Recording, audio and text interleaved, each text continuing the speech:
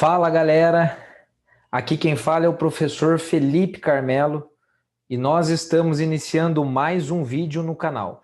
E no vídeo de hoje eu falarei sobre um assunto muito importante, muito mesmo, um assunto que está presente em todas as provas, seja de concurso, seja de vestibular, e que fala sobre um episódio fundamental da história do Brasil e que tem influência até os nossos dias atuais.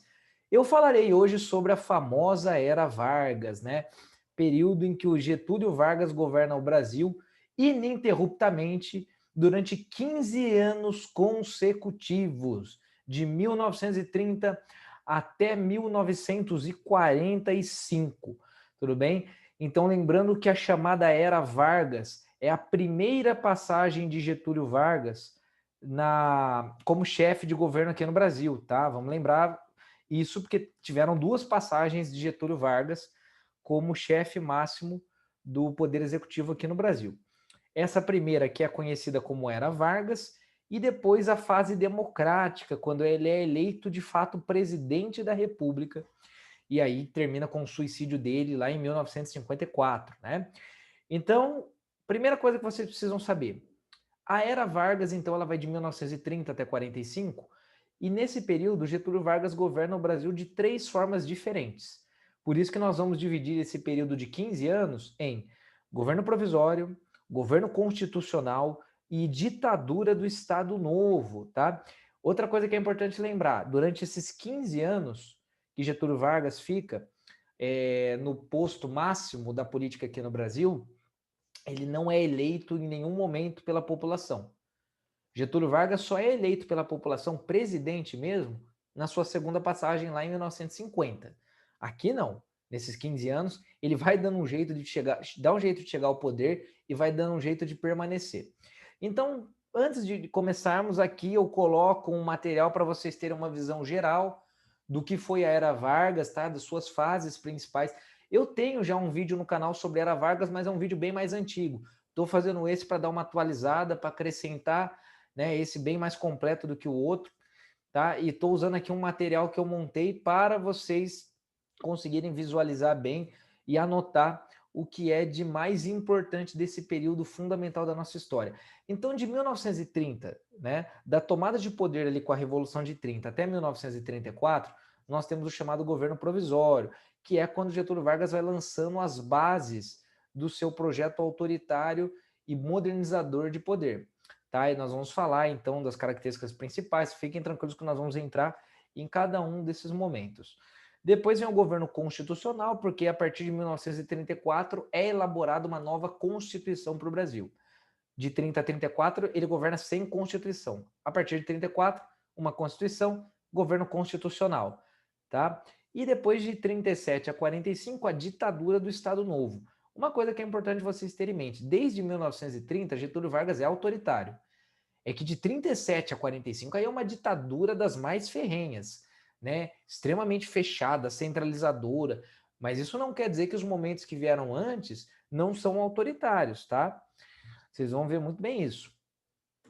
Bom, então antes de mergulharmos direto na chamada Era Vargas, vamos falar um pouquinho aqui, mesmo que rapidamente, do contexto da época, né?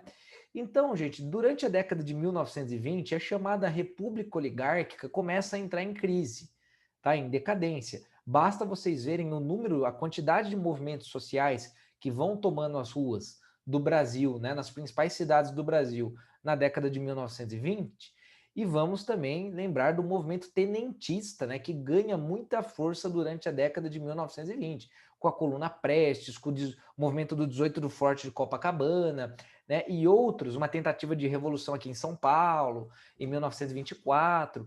Então, a década de 20, ela marca uma série de movimentos contestadores em relação à República Oligárquica, né, ou, como ficou conhecido, a República do Café com Leite, ou também a República dos Coronéis.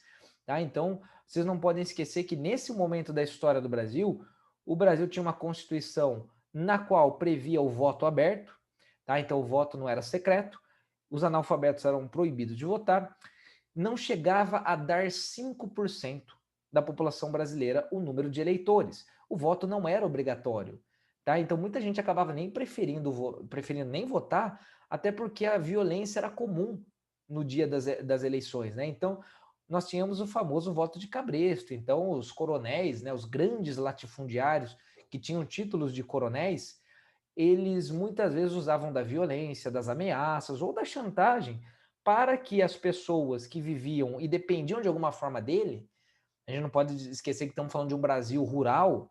O Brasil só na década de 1970 a sua população urbana vai passar a população rural. Então estamos falando de um Brasil rural no qual a maioria das pessoas estavam direta ou indiretamente vinculados a um grande proprietário de terra. Muitas vezes você tinha municípios que estavam sob o controle de uma mesma pessoa, que era esse grande latifundiário que empregava praticamente todo mundo e era dono de todas as terras daquele município, especialmente os do interior, né? Então, as pessoas dependiam muito desses chamados coronéis, e esses coronéis aproveitavam do seu carisma e muitas vezes, quando achavam necessário, da violência para que o seu candidato, aquele candidato que o coronel apoiasse, sempre vencesse as eleições. Fora que se não vencesse, né, tinha a famosa eleição do bico de pena, né, tinha que passar por uma comissão, e essa comissão era totalmente fraudada, né, então, na verdade, eram sempre os mesmos que venciam. E existia aquela famosa política dos governadores, no qual o presidente da República e os governadores dos estados tinham um acordo, né? Eu não mexo com vocês, você não mexe comigo. Então, na verdade, é o seguinte: o presidente da República fala assim para os governadores: ó, vocês me ajudem aqui a eleger um legislativo, né? Deem um jeito aí de conseguir um legislativo que vá me apoiar, e em troca eu deixo vocês terem autonomia total dentro do estado, aí de cada um. Então, na verdade, nesse período, cada estado era dominado pelas famílias da elite. Essa que é a verdade. Sempre as mesmas famílias venciam as eleições dentro de cada estado. As oligarquias locais dominavam o cenário político brasileiro, que ia desde o âmbito municipal, do coronel em cada município, até o âmbito federal com o presidente da República.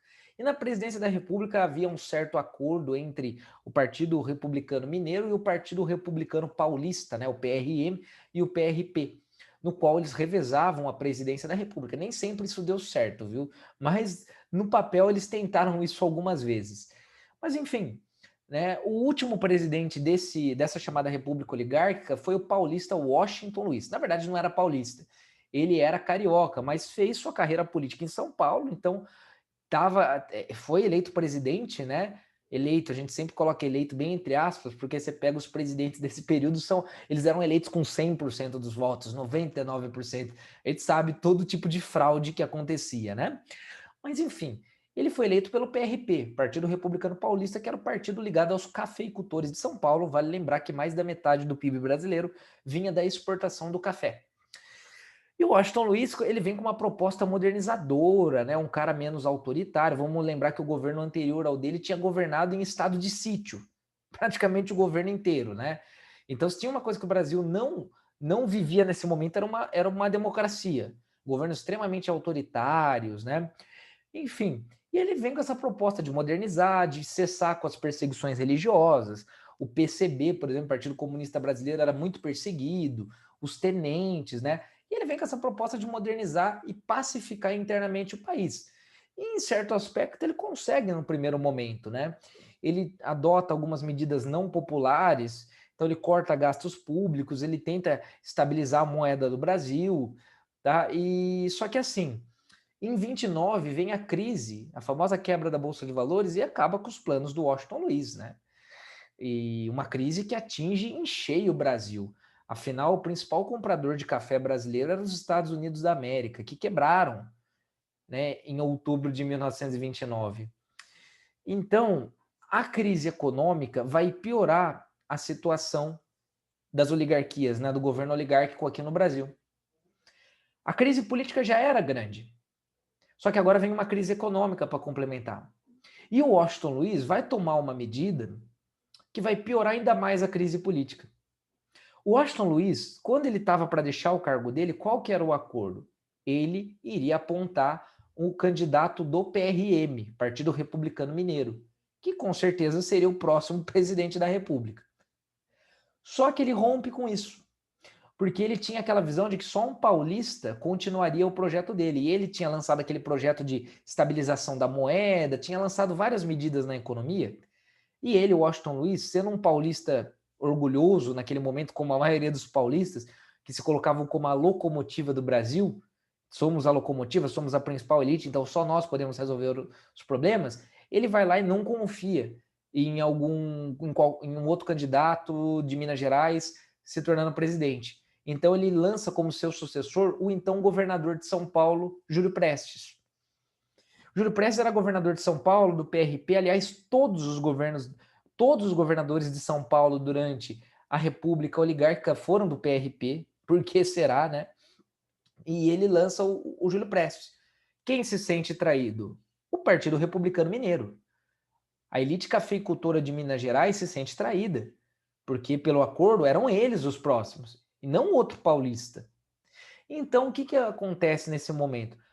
A elite que se sente traída de Minas Gerais começa a mexer os pauzinhos ali e se unir a outras oligarquias que já estavam cansadas do domínio de São Paulo no cenário político brasileiro. Aliás, os paulistas já tinham elegido 4 presidentes da República, né? Então, chega, tá? É isso que Minas Gerais vai pensar. E aí, Minas Gerais faz o quê? Minas Gerais começa a se aliar com a oligarquia gaúcha, que estava, né? A gente não fala às vezes da oligarquia gaúcha, mas depois de São Paulo e Minas, a oligarquia gaúcha, as elites lá do Rio Grande do Sul, eram a terceira força política no Brasil. Tá? Você tinha ali governadores do Rio Grande do Sul, como Borges de Medeiros, entre outros, que foram muito influentes durante esse período. Muito. E vinha de uma linha autoritária também, né? Lá no Rio Grande do Sul. Aí, então, eles se aliam a essa elite gaúcha, que tinha como principal nome naquele momento um homem, um camarada chamado Getúlio Vargas, que inclusive, olha lá, hein, tinha sido ministro da Fazenda do Washington Luiz. Pois é, né, era o ministro da Economia, para você ver como eles eram importantes. E também se alia com a oligarquia paraibana, que também era muito importante. Afinal, Epitácio Pessoa, que tinha sido presidente da República, era da onde? Paraíba. Então é muito importante que vocês entendam isso aqui, né? Lá na Paraíba, o nome mais forte era de João Pessoa. Na verdade, a família Pessoa era uma família muito importante, né? No cenário político brasileiro. Bom, veja que hoje João Pessoa é o nome da capital da Paraíba. Então eles se aliam com essas outras elites que estavam descontentes com o domínio paulista e formam a chamada Aliança Liberal. Tá? Aliança Liberal e começa a se apoiar em outras forças também, viu, gente? Não pense que São Paulo, por exemplo, todo mundo apoiava o PRP, porque não. Desde 1926 tinha sido criado dentro de São Paulo o chamado Partido Democrático, que era o partido mais ligado à burguesia paulista, à burguesia industrial, não aos cafeicultores. Os cafeicultores estavam no PRP, a burguesia e os industriais estavam no PD, Partido Democrático. Inclusive os donos do estado de São Paulo, né? Júlio Mesquita, faziam parte do Partido Democrático. Então, e o que a Aliança Liberal faz? A Aliança Liberal aproveita isso e se alia também ao PD, ao Partido Democrático. Tá? Então você tem um grupo bem heterogêneo ali dentro da Aliança Liberal. E a Aliança Liberal lança os seus candidatos para concorrer com o Júlio Prestes. Lança o Getúlio Vargas como presidente, candidato à presidência, né? Que era o principal nome da oligarquia gaúcha, e lança o João Pessoa como vice, que era o principal nome da oligarquia da Paraíba. Só que aquilo, né? São Paulo era muito forte. Mesmo com toda a questão, São Paulo, politicamente falando, era muito forte.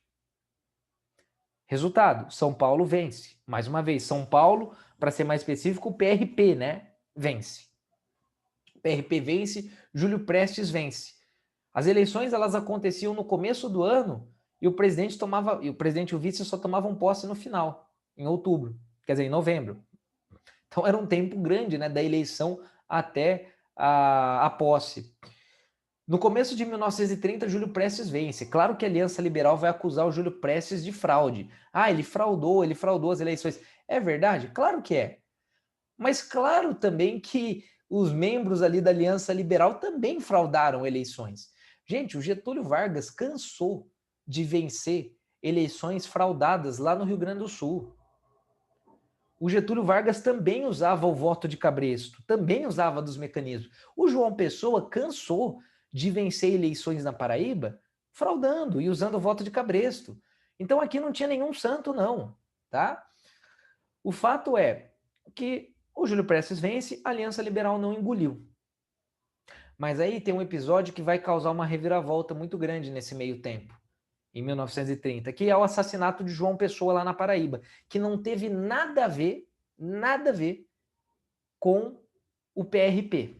Mas Getúlio Vargas, já sendo um hábil político, vai utilizar a morte de João Pessoa, que, detalhe, a morte de João Pessoa teve a ver com uma disputa entre famílias da elite lá da Paraíba. Era um problema da família de João Pessoa com outra família poderosa da região. Não tinha nada a ver. Só que o Getúlio Vargas e a Aliança Liberal vão usar o assassinato de João Pessoa para acusar os paulistas. Ah, por quê? Porque o Washington Luiz, presidente, era ainda o Washington Luiz o presidente, hein, gente? O Júlio Prestes não tinha tomado posse. O Washington Luiz apoiou todos os políticos que faziam oposição aos membros da Aliança Liberal. Então, a família que assassinou o João Pessoa era apoiada na política pelo Washington Luiz. Mas o Washington Luiz não teve nada a ver com o assassinato. Mas pronto, foi o que bastou, né? Vão começar a acusar o Partido Republicano Paulista de ter mandado, né, ter participado do assassinato do João Pessoa. Isso faz com que agitações, né, e crie todo um ambiente caótico no Brasil de novo, que já não estava dos melhores. Então, a Aliança Liberal decide tomar o poder. Só que aí tem um porém. A Aliança Liberal, para tomar o poder, precisava do quê? De setores armados ao seu lado. O que ela faz? Ela se alia aos tenentes. Porque os tenentes não queriam derrubar o governo de São Paulo, também não queria derrubar o domínio dos cafeicultores?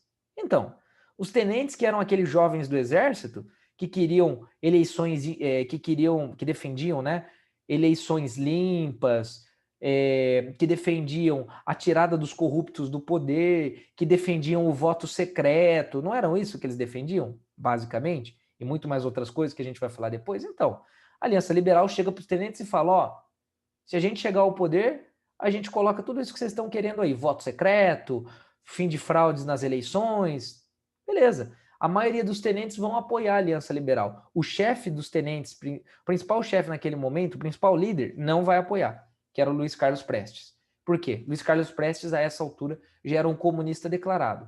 E ele estava percebendo que aquela Aliança Liberal era mais do mesmo. Eram outras elites querendo tirar a elite paulista do poder. Então, ele se retira e não participa da Aliança Liberal. Enfim, o movimento armado começa. Começa em Minas Gerais e no Rio Grande do Sul. Tropas começam a se deslocar em direção ao Rio de Janeiro. Tá? Essas tropas começam a se deslocar em direção ao Rio de Janeiro. Os tenentes armados, o Getúlio Vargas, inclusive, se veste, né, de militar, coloca a farda, pega o trem e vai para São Paulo, para depois ir para o Rio de Janeiro. Bom, aqui nós temos mais um caso, então, de atuação dos militares na política brasileira. Por quê? Quem derruba o Washington Luiz não é o Getúlio Vargas. Quem derruba o Washington Luiz, em 24 de outubro de 1930, são dois generais do Exército, do alto escalão, Mena Barreto e Tasso Fragoso. Quando o Mena Barreto e o Tasso Fragoso percebem o que está acontecendo, tenentes marchando em direção ao Rio de Janeiro, capital, com medo de que isso virasse um banho de sangue, esses dois generais, Mena Barreto e Tasso Fragoso, chegam no Washington Luiz e falam, ó, vaza. Pegam o Washington Luiz, levam o Washington Luiz até o forte de Copacabana, deixam ele lá um tempo preso e estava dado o golpe, né? O Washington Luiz não era mais presidente do Brasil. E uma junta militar acaba assumindo por um tempo, né? A junta militar assume por uma semana, depois passa o poder para a Aliança Liberal. A Aliança Liberal coloca o Getúlio Vargas como chefe do governo.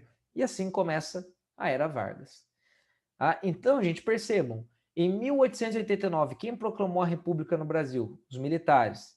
Marechal Deodoro da Fonseca. Tá?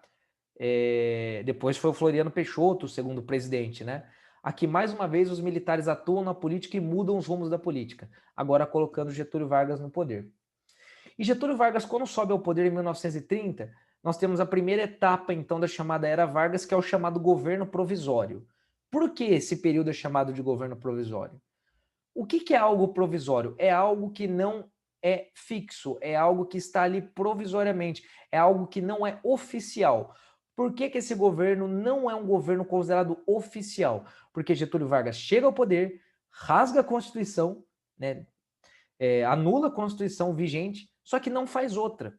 Então, pera lá, de 1930 até 34, Getúlio Vargas vai governar sem nenhuma Constituição? Sim. Poxa, 4 anos sem Constituição é muito tempo. Até o governo provisório do Vargas é longo, né? Pois é, até isso. Então, você imagina que é uma coisa complicada, né? Você não ter uma Constituição, porque o que o Getúlio Vargas é do Brasil? Ele é presidente? Não sei. Não sei se o Brasil continua sendo uma república, não tem Constituição que fala o que é o Brasil. Então, o que o Getúlio Vargas é? Quais são os meus direitos?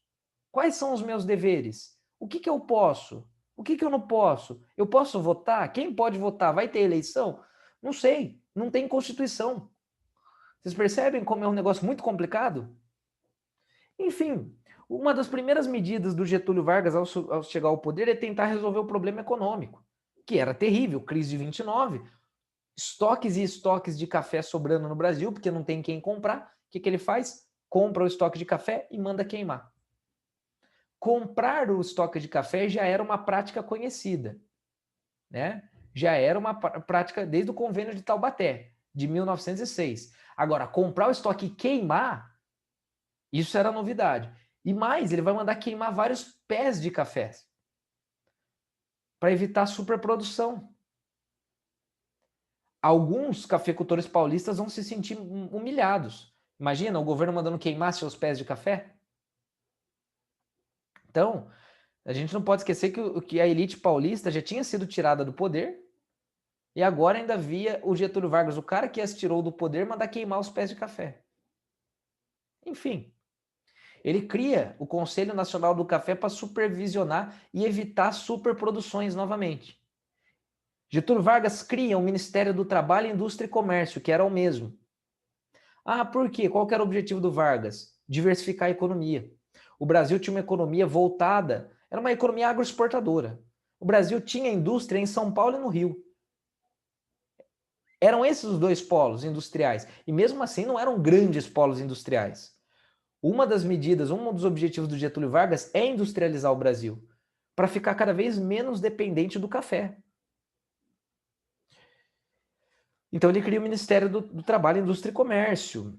Ele vai começar a implementar leis trabalhistas, tá? Ele vai começar a implementar leis trabalhistas, isso vai ser uma marca do governo de Getúlio Vargas. É nesse período, inclusive, que muita gente começa a sair do campo e vir para a cidade. Por quê? Poxa, o campo, o Getúlio Vargas não vai mudar nada. Então, direitos trabalhistas só vão valer para a cidade. A primeira legislação trabalhista para o campo aqui no Brasil foi em 63, durante o governo do João Goulart, para vocês terem ideia. Então, o trabalhador do campo não vai ter direito nenhum. Por isso, muita gente vai começar a sair do campo e ir para a cidade, para procurar emprego nas indústrias, e onde teriam direitos. Muita gente vai vir do Nordeste, principalmente, né? Esse período é um período, década de 20, 30, é o período que uma seca, várias secas atingiram o sertão nordestino, e lá, fora que lá no Nordeste você tinha um domínio maior dos chamados coronéis ainda, né? Então muita gente vai fugir dessa realidade e vai procurar emprego nas indústrias daqui do Sudeste.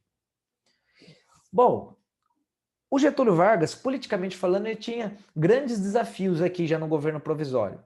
Por quê? Porque a Aliança Liberal era um grupo formado por muitos grupos, né, divergentes.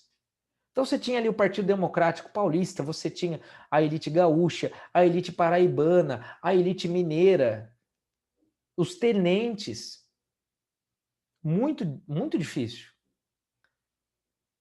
E é o seguinte, os tenentes era aquele grupo mais radical. Os tenentes, gente, você tinha tenente, para vocês terem ideia, né? Nesse período aqui, década de 30, é o período do fascismo, né? É o período que o stalinismo está no auge também. Você tinha tenente que era stalinista e você tinha tenente que era fascista. Grande parte dos tenentes, nesse momento, não apoiavam uma democracia. Você tinha tenente de extrema direita e tenente de extrema esquerda. Eram os considerados mais radicais e autoritários. Queriam um governo centralizado, que promovesse o quê? Um desenvolvimento industrial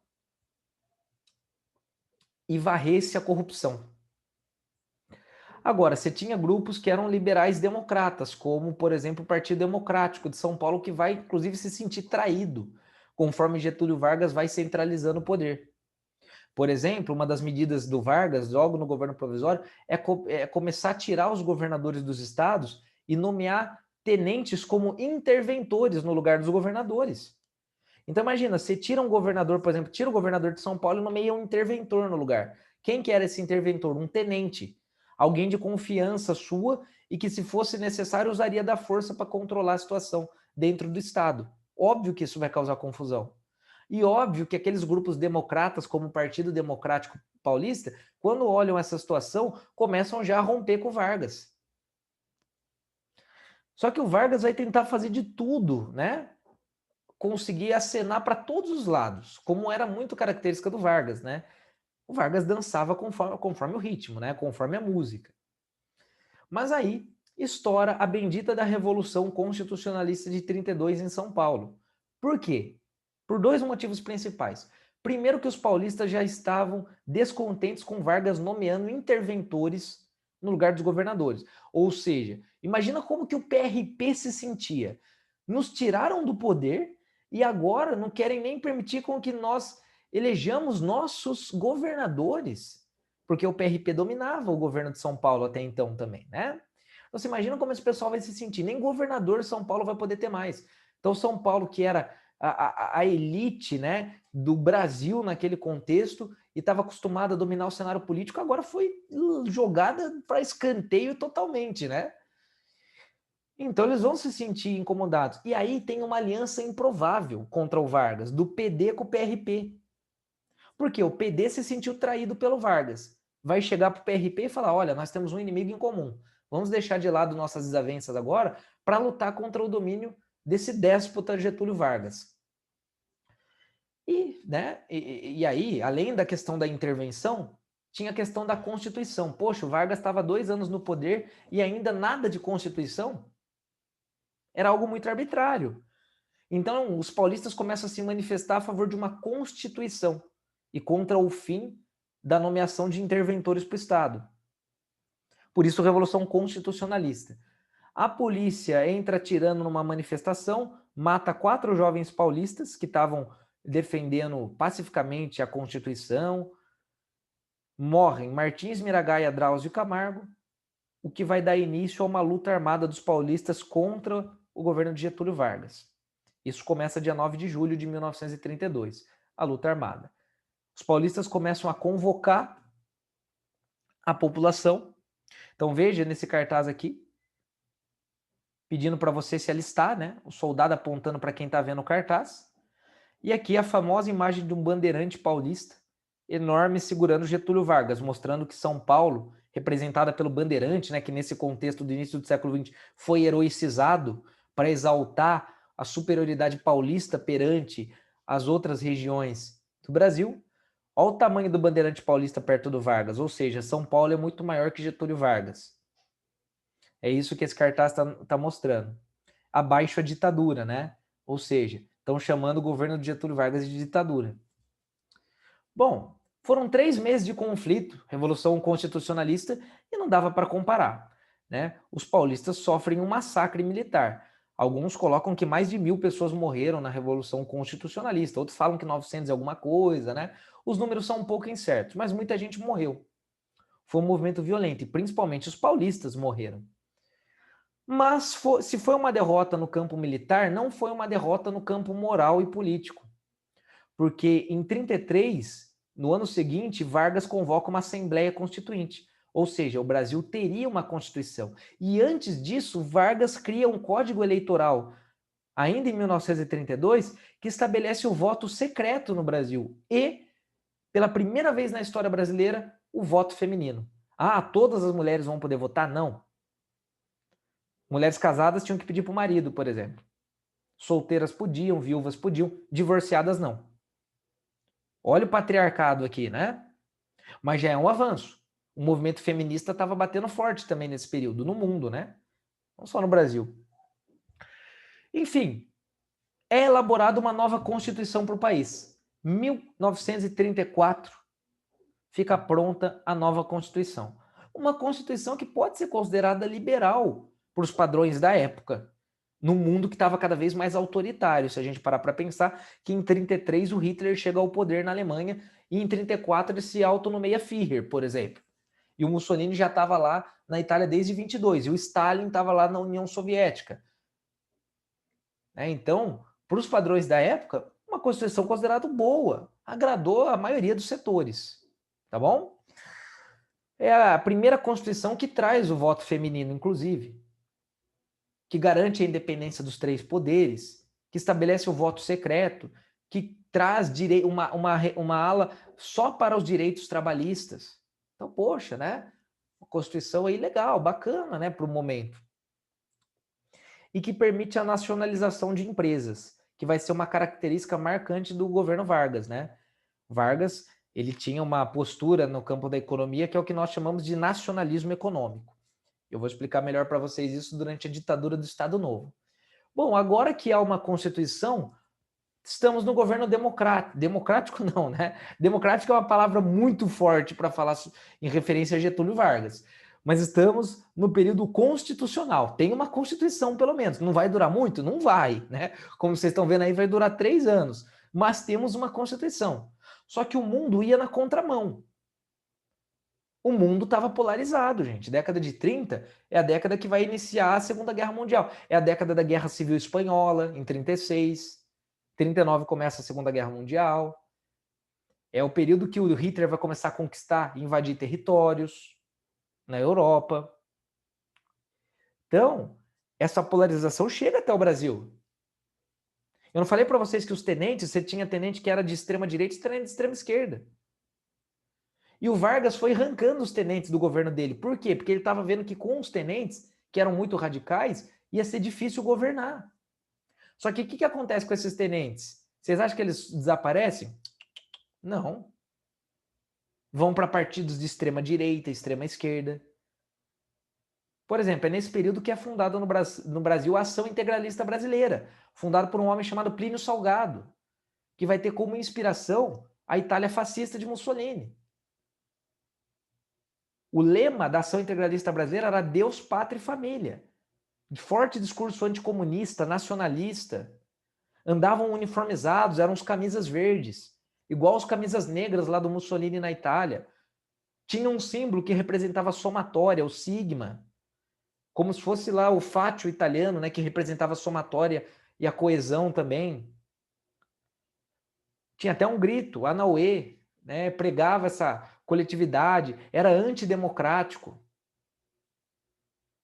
extremamente reacionário. E vários tenentes vão para esse campo. Em oposição ao integralismo, surge a Aliança Nacional Libertadora, que vai ser liderada pelo quem? Luiz Carlos Prestes, comunista declarado. Ah, mas na Aliança Nacional Libertadora então era comunista? Não só. Os principais líderes eram de esquerda, comunistas, anarquistas, socialistas, mas tinha até alguns da direita liberal ali dentro. Era como se fosse uma frente ampla contra o fascismo da ação integralista. Mas vocês estão percebendo que o Brasil está polarizado. Olha lá. Olha o sigma aqui. E os camisas verdes. Olha lá. Plínio Salgado, criador do integralismo. E os camisas verdes marchando. Bom.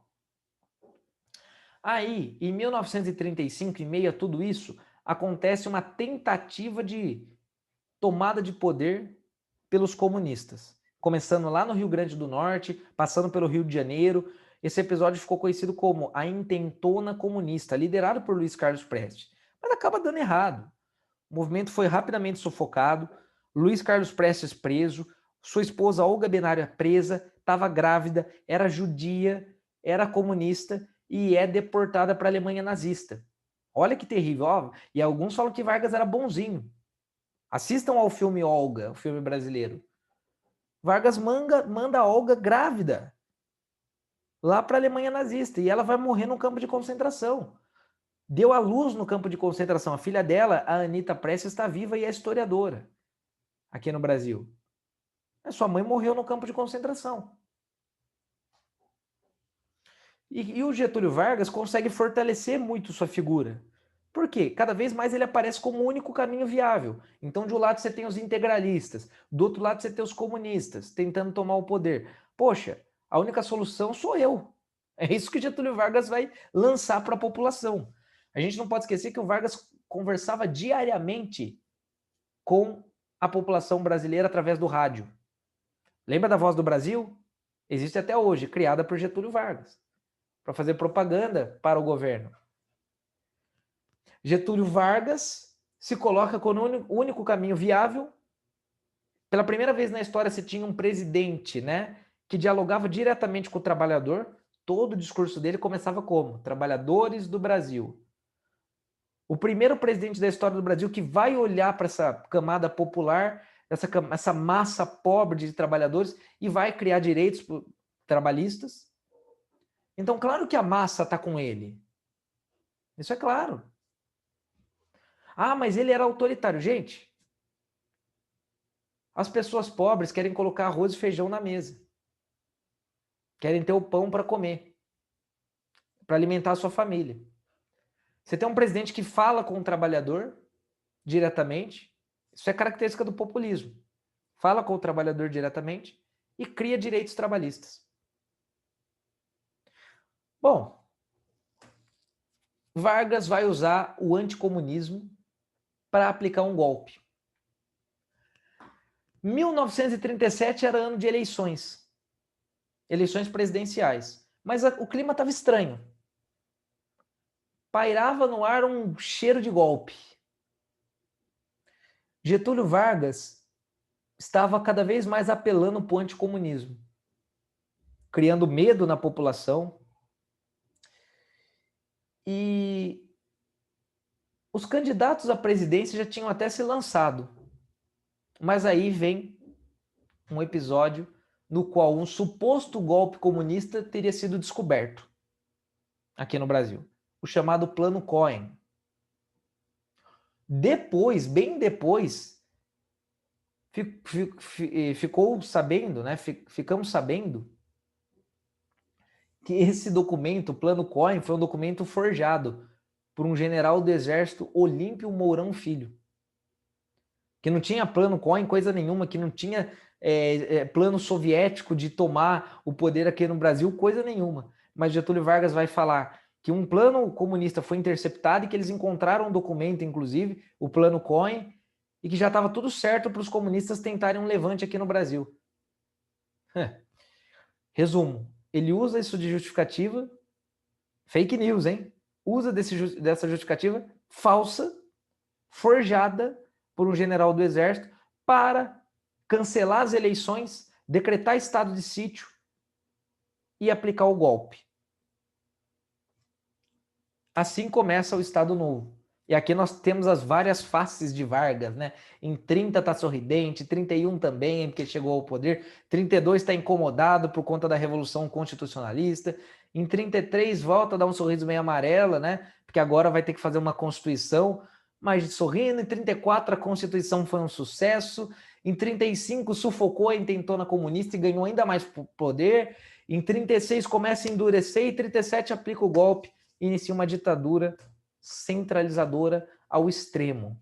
De 37 a 45 aqui, ditadura do Estado Novo. Aqui é o seguinte, gente. A ditadura do Estado Novo, ela foi fascista? Não. Mas ela vai ter características próximas do fascismo. A primeira grande diferença, por exemplo, é que nas ditaduras do nazifascismo, você tinha regime de partido único. O Vargas vai extinguir todos os partidos políticos, inclusive ele não vai ter nenhum. Aí fala, nossa, mas professor, por que ele fez isso? Claro, o Vargas era esperto. Assim ele podia ir para ambos os lados. Então o que ele está querendo dizer? Olha, não estou na direita, não estou na esquerda, eu estou pelo Brasil. Porque se ele se colocasse numa agremiação política, iam ver, né? Poxa, ele tá no partido de direita, por exemplo. Então, ele é inimigo da esquerda e vice-versa. Ele preferiu ficar sem nenhum. Bom, ele rasga com mais uma Constituição, a de 34, que ele mesmo tinha promulgado, e agora ele outorga, ou seja, impõe uma nova Constituição que vai ficar conhecida como polaca, porque vai ter influência da Constituição polonesa fascista. Constituição essa que vai centralizar todo o poder na onde? No Executivo. Gente, o Legislativo foi fechado. Não tem mais Legislativo, não tem mais deputado. Ah, o Judiciário tem? Tem, submisso ao Executivo. Tá? Submisso ao Executivo. Ele cancela o federalismo no Brasil. Teve até um episódio lá no Pacaembu, o episódio das bandeiras, que ele manda queimar todas as bandeiras dos estados. E aí depois sobe a bandeira do Brasil. Para falar, ó, só tem uma bandeira do Brasil. As dos estados ficaram proibidos. Ficou proibido você hastear uma bandeira do seu estado. Olha a centralização. Fechou todo tipo de agremiação política.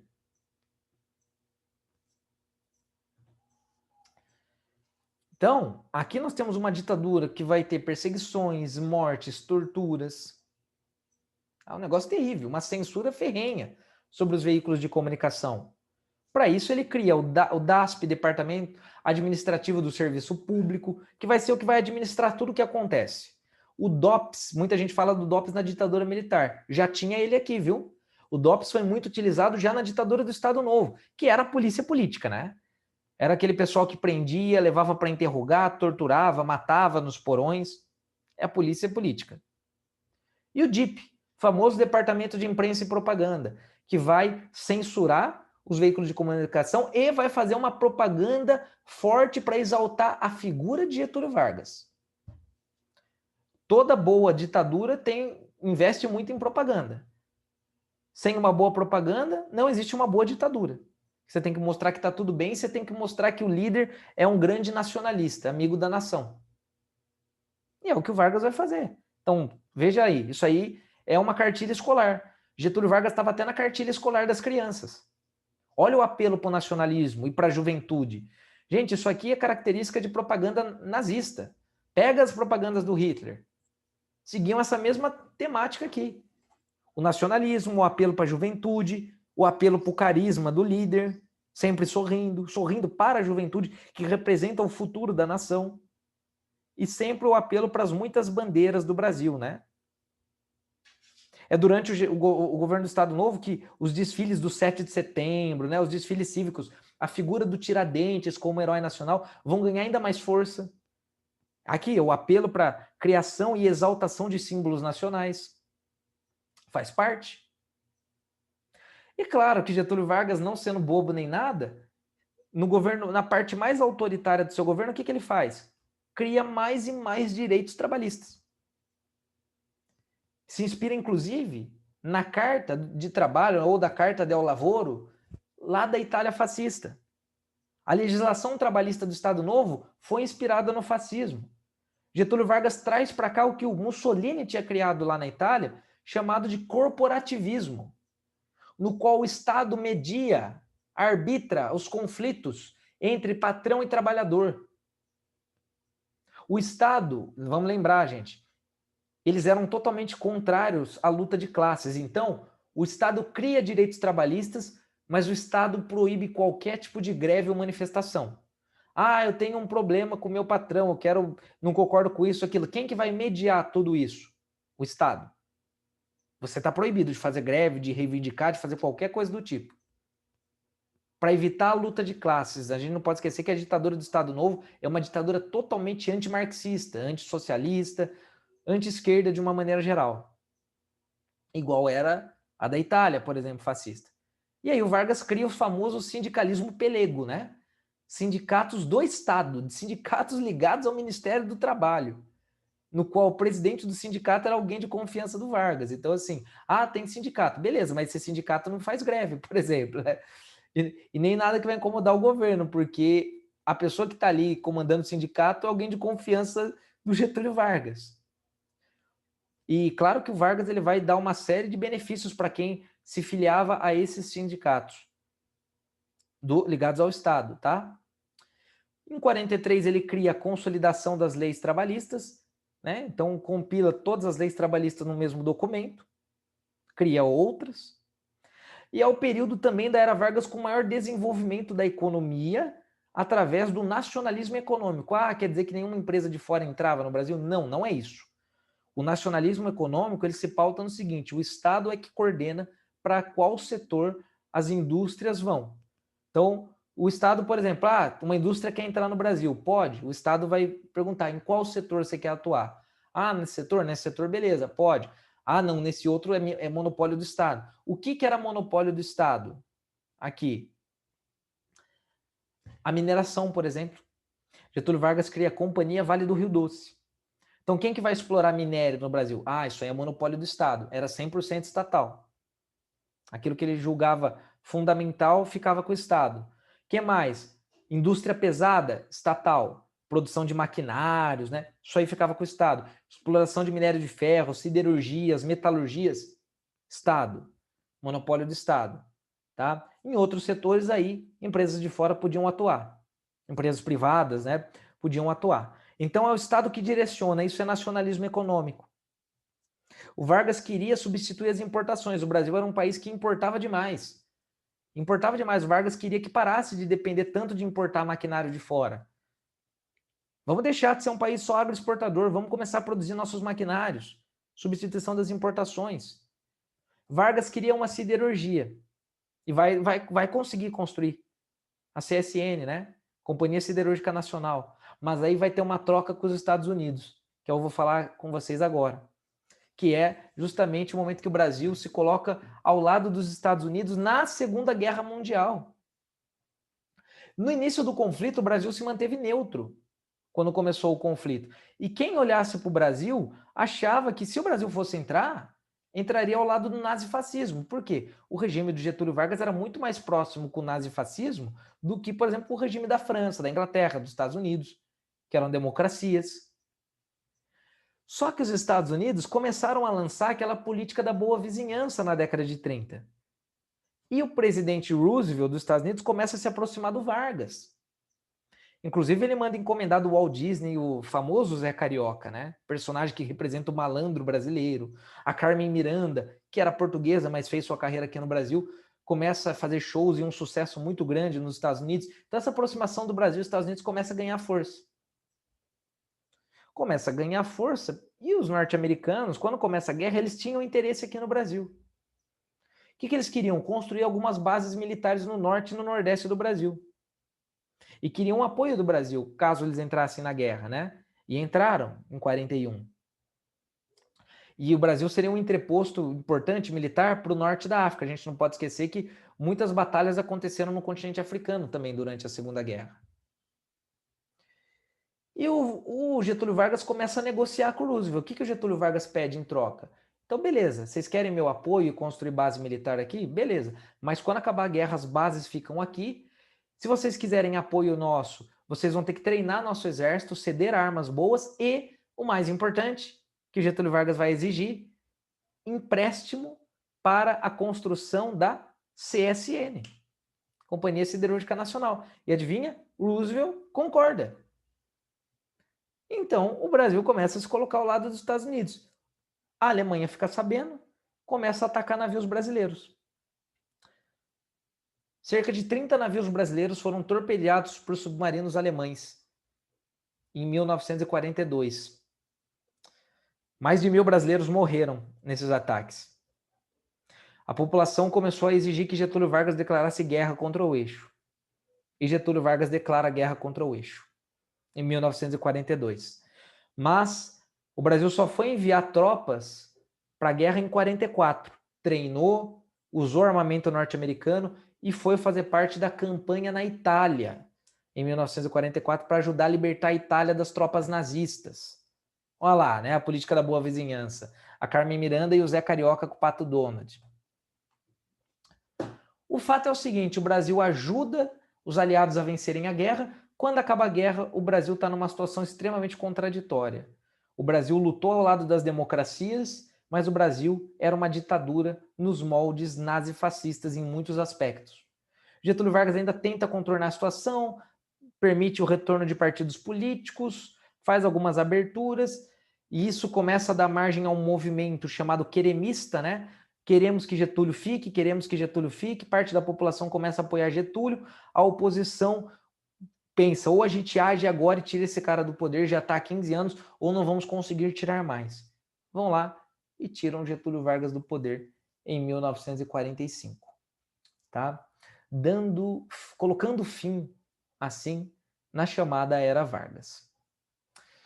Bom, gente, eu espero que vocês tenham gostado da aula.